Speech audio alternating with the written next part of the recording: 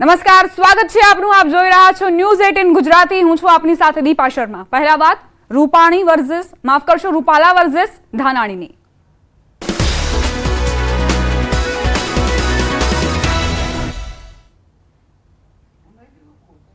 રાજકોટથી લડવા પરેશ ધાનાણી તૈયાર. રૂપાલા સામે રાજકોટથી લડવા ધાનાણી તૈયાર હોવાની જાણકારી. પરેશ ધાનાણી રાજકોટથી ચૂંટણી મેદાનમાં ઉતરવાના છે. રાજકોટ બેઠક પર રૂપાલા સામે મેદાને ઉતરશે ધાનાણી. રૂપાલા સામે પરેશ ધાનાણી કોંગ્રેસના ઉમેદવાર. કોંગ્રેસના નેતાઓએ ધાનાણીને મનાવ્યા છે. રાજકોટમાં રૂપાલા સામે ધાનાણીનો જંગ જામવાનો છે. રાજકોટથી કોંગ્રેસ નેતાઓ અને કાર્યકર્તાઓ ધાનાણીને મનાવવા માટે પહોંચ્યા હતા. અમરેલીમાં લલિત કગથરા સહિતના નેતાઓએ ધાનાણીને મનાવ્યા. પરેશ ધાનાણીએ પોતાના આગવા અંદાજમાં ચૂંટણી લડવાની દર્શાવી તૈયારી. ભાજપના અહંકાર સામે સ્વાભિમાનના કટાક્ષવાળું તેમણે ટ્વીટ પણ કર્યું. 22 વર્ષ બાદ રાજકોટમાં બે નેતા સામે આવી શકે. 2002માં ધાનાણીએ અમરેલી વિધાનસભાથી જીત્યા હતા. 2002માં રૂપાલા સામે ધાનાણીનો વિજય થયો હતો અને ફરી એક વખત ઇતિહાસ દોહરાવવામાં આવશે. બંને નેતા સામસામે ટકરાશે. દીકરીઓના સ્વાભિમાનની લડાઈને સમર્થન કરે, સ્વૈચ્છિક રીતે રાજકોટનું રણ મેદાન છોડે એવી પ્રાર્થના કરું છું. જો એ હથિયાર હેઠા નહીં મૂકે, તેનું નેતૃત્વ એને હથિયાર હેઠા નહીં મુકાવે, તો કોંગ્રેસ પક્ષના કાર્યકર્તા તરીકે પરેશ ધાનાણી મારા રાજકોટ પરિવારના લોકોની લાગણી ધ્યાને લઈ શીર્ષ નેતૃત્વ પાસે અગાઉ પણ મારા સામાજિક અને કૌટુંબિક કારણોસર રાજકોટ નહીં ક્યાંય પણથી આ વખત ચૂંટણી નહીં લડવા માટે મેં બે હાથ જોડીને વિનંતી કરી હતી.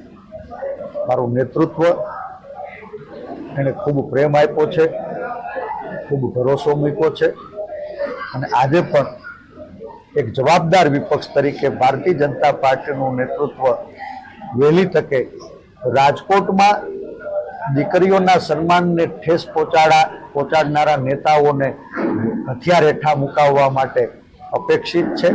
જો એ હથિયાર હેઠા નહીં મૂકે તો નવીન મહાભારતના મેદાનમાં એ ગીતાનો સાર સાંભળવા તમારો આ કાર્યકર્તા તૈયાર હશે, એટલો મેં વિશ્વાસ.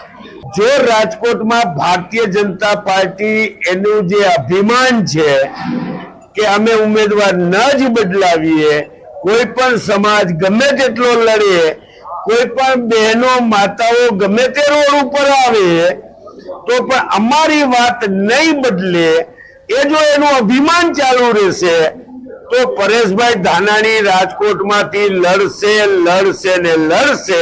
આ વાત અમે નક્કી કરીને અહીંથી જઈ રહ્યા છીએ. પરેશ ધાનાણીને રાજકોટ લોકસભા બેઠક પર કોંગ્રેસના ઉમેદવાર તરીકે મનાવવા માટે જે રાજકોટની ટીમ આવી હતી તેમણે લગભગ 2 કલાક સુધી ચર્ચા કરી છે. અંતે પરિણામ એ આવ્યું છે કે પરેશ ધાનાણી લગભગ માની ગયા છે. તેમણે હાલ જ માહિતી આપી છે કે જો રાજકોટની અંદર ભાજપનું અભિમાન નહીં ઉતરે, એટલે કે એમનો કહેવાનો મતલબ એવો હતો કે પરસોત્તમ રૂપાલા જો ચૂંટણી લડવાથી ખસી નહીં જાય તો તે પોતે રાજકોટથી ચૂંટણી લડવા માટે તૈયાર છે. અત્યારે આ બેઠકનો અંત આવ્યો છે, ભોજન સમારંભ ચાલી રહ્યો છે. ત્યારબાદ લલિત કગથરાએ પણ એવું કહ્યું હતું કે જો પરસોત્તમ રૂપાલા રાજકોટથી લડે છે તો અમારા ઉમેદવાર પરેશ ધાનાણી જ છે. રાજકોટમાં જે સ્થિતિ ઊભી થઈ છે, ખાસ કરીને જે ભાજપનો જે વિવાદ ચાલી રહ્યો છે ઉમેદવારને લઈને, આ વિવાદનો લાભ લેવા માટે રાજકોટ કોંગ્રેસ અને સમગ્ર રાજ્યની કોંગ્રેસ તૈયાર હોવાનું પણ જણાવ્યું હતું. રાજન ગઢિયા, ન્યૂઝ 18 ગુજરાતી, અમરેલી. પરેશભાઈએ જેને હરાવ્યા હતા અમરેલીમાં, એને ફરીથી પરેશભાઈ હરાવવાના. એટલા માટે આપણી બધાની લાગણી સમજી અને હાથ જોડી વિનંતી કરું છું કે તમે પધારો રાજકોટ લોકસભા લડવા માટે. એમના કિસ્મત સાહેબને ત્યાં લઈ આવ્યા, એમ પરેશભાઈના કિસ્મત પર તેમને રાજકોટમાં સંજોગો નિર્માણ કુદરતે કર્યા છે. એટલે પરેશભાઈ એમાં નિમિત્ત બનવાનું ફરજિયાત છે.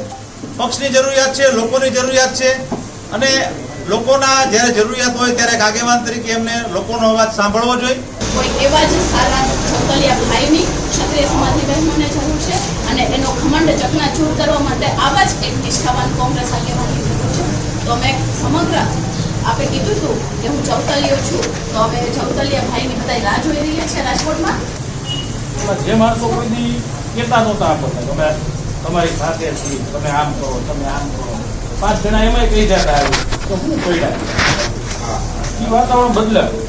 એમાંથી 25 જણાના કાકાએ કીધું ફોન એવા આવે તો ગમે એમ કરી પરેશ ધાનાણી ના એટલે સૌની જે લાગણી છે એ મારી પણ લાગણી છે કે આ રાજકોટ પધારો. પણ કાર્યકર સાથે એક નેતા તરીકે નહીં, એક નાના ભાઈ તરીકે અથવા મોટા ભાઈ તરીકે, વડીલ હોય તો દીકરા તરીકે, એ જે એની રાજકીય સમજ છે એ કાર્યકરોનો રાજકોટનો દિલનો અવાજ છે પરેશ ધાનાણી. મારે પરેશભાઈ ઈચ્છા દર્શાવે અને અમે બધા વિનંતી કરવા એટલા માટે આવ્યા છે કે અમિતભાઈ ચાવડા પણ વિરોધ પક્ષના નેતાઓ છતાં પાર્ટીને જરૂર છે એટલે ચૂંટણી લડે છે, એક બીજા તમે એટલે તમારી બેયની જોડી લડે અને પાર્ટીને જરૂરિયાત છે ને વાંકાનેર રાજકોટ લોકસભાનું સમીકરણ એવું બે છે. ભાજપના સૌરાષ્ટ્ર ઝોનના પ્રવક્તા રાજુ ધ્રુવે નિવેદન આપ્યું. રાજુ ધ્રુવે પરેશ ધાનાણી પર નિવેદન આપ્યું. ભાજપમાં 1.5 મહિનાથી કાર્યાલય ખુલી ગયું. કોંગ્રેસમાં ઉમેદવારના નથી ઠેકાણા. અમે રણમાં છીએ. કોંગ્રેસના ઉમેદવાર સાથે નથી કઈ લેવા દેવા. અહીંના ઉમેદવાર આવે કે કોઈ પણ આવે, અમારે નથી કઈ લેવા દેવા. પરાજય ભાળી ગયેલા કોંગ્રેસના નેતાઓ કરી રહ્યા છે અને જો અને તોની રાજનીતિ કરવા માટે તેઓ આગળ આવ્યા છે. 5 લાખથી વધુ લીડથી ભાજપની જીતનો વિશ્વાસ પણ વ્યક્ત કર્યો.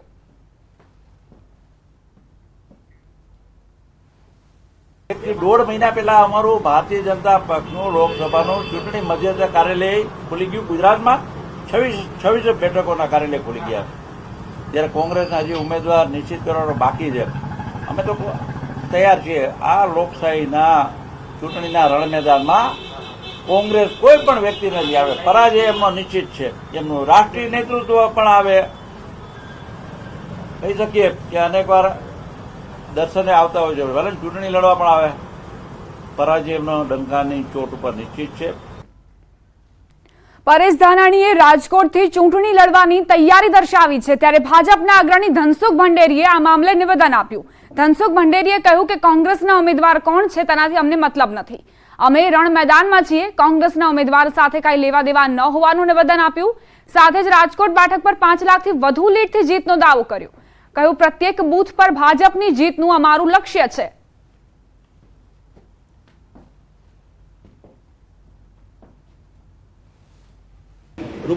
વાત કરી છે ત્યારે કોંગ્રેસનો કોણ ઉમેદવાર આવે એની સાથે ભાજપને નિસ્બત નથી. 21 લાખ કરતાં વધારે મતદારો છે, 1974 બૂથ છે. અમે લોકસભા તો જીતી છે પણ અમારી લડાઈ 1974 બૂથ જીતવાની છે. પ્રત્યેક બૂથમાં ભાજપ જીતે. અને કોંગ્રેસનો અહીંનો ઉમેદવાર આવે કે બહારનો, ભાજપ 5 લાખ કરતાં વધારે મતોથી રાજકોટ લોકસભા સીટ જીતવાનું છે. આ નિશ્ચિત છે.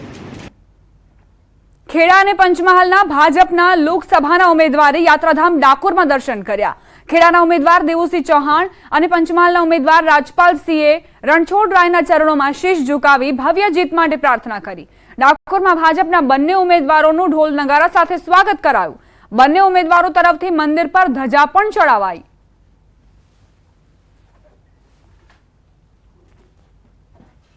એક 1000 કાર્યકર્તાઓ સાથે આજે ભગવાન શ્રી ડાકોરજીના ધામમાં ચરણોમાં નમન કરવા આવ્યા છીએ કે પ્રભુ ભગવાન આપ દેશના યશસ્વી તપસ્વી પ્રધાનમંત્રી આદરણીય મોદી સાહેબને દેશને પરમ વૈભવે લઈ જાય અને વિશ્વમાં શિરમોર રાષ્ટ્ર બનાવે એવી શક્તિ આપો અને એ યજ્ઞમાં અમે પણ યથાશક્તિ યોગદાન આપીએ એવી પ્રાર્થના કરવા આજે ઉપસ્થિત છીએ.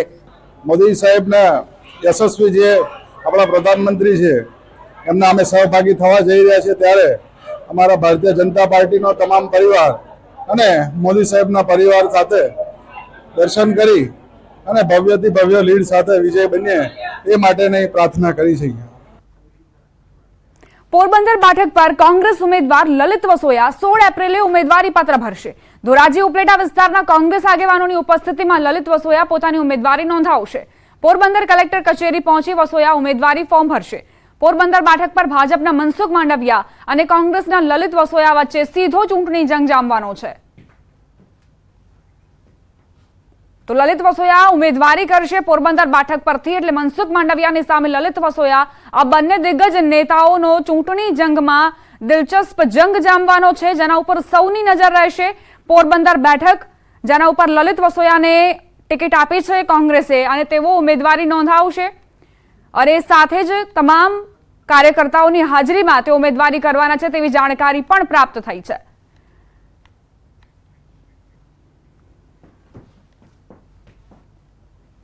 હવે આગળ વાત તમારી બેઠક તમારી વાત.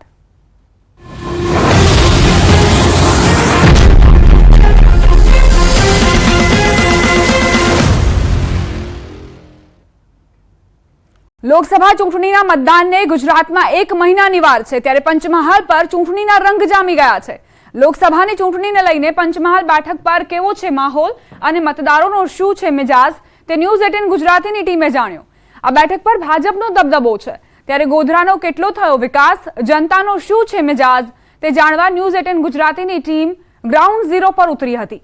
તો કેટલાક મતદારોએ કહ્યું કે હજુ પણ ગ્રામ્ય વિસ્તારોમાં શિક્ષણ, રોજગારીની તક, શહેરી વિસ્તારોમાં સ્વચ્છતા, સફાઈ, ગોધરા રેલવે સ્ટેશન ખાતે તમામ ટ્રેનના સ્ટોપેજની સમસ્યા છે.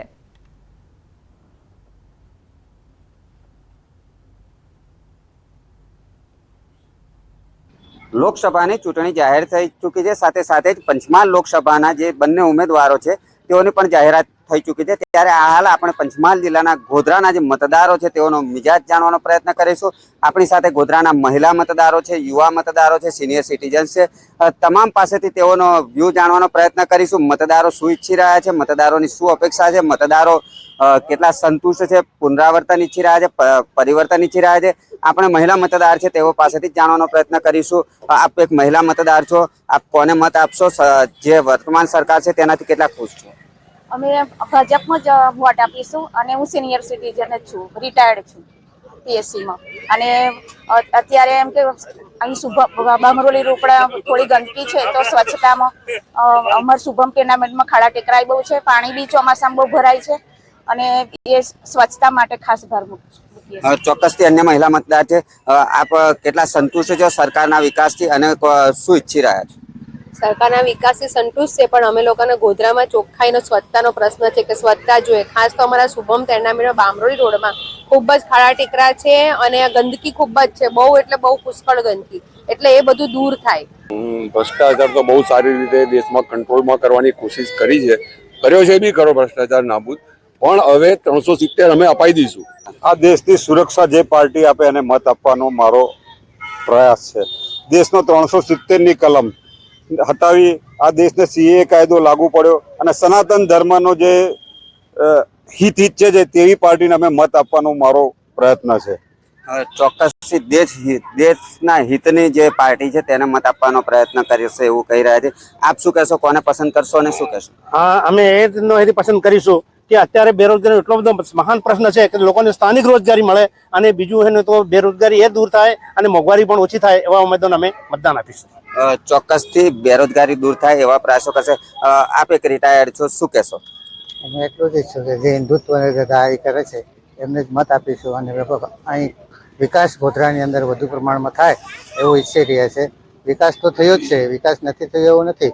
મોદી સાહેબ ગ્રાસરૂટના નેતા છે, તેમને દરેક પ્રશ્ન વાકેફ છે, પણ એમના હાથ મજબૂત કરવા અને કામને ગતિશીલ બનાવવું હોય તો નીચેના જે એમના ટિકિટ ફાળવણી કરે એમાં ગતિશીલ નેતાઓને જ મૂકે, જેથી કરીને પ્રજાની અંદરથી ભ્રષ્ટાચાર અને પબ્લિકને સુખ શાંતિને સુવિધા મળે.